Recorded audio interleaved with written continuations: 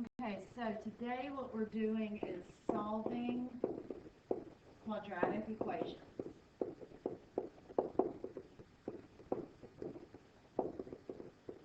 Now, in this you'll see that we have a quadratic equation, that'd be this, but instead of being something that's standalone that we're just going to factor, it is now set equal to 0. In class today, we talked about how we're looking for the x-intercepts of the graph, the x-intercepts. And we know that the x-intercept can be found when we're finding y equals 0.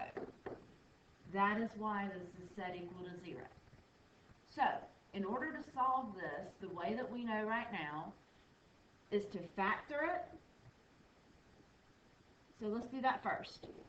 0 equals, let's see, I'm looking for two numbers that multiply to give me negative 24 and add to give me negative 2. Gotta think. Oh, negative 6, positive 4.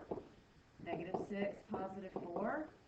So my two factors are x minus 6, x plus 4. There's nothing new to this than what we've been doing before. Only now do I actually add something new to it. In order to solve for x, you have to look and say, okay, either this has to be equal to 0 or this has to be equal to 0 to get an answer of 0 when you're multiplying.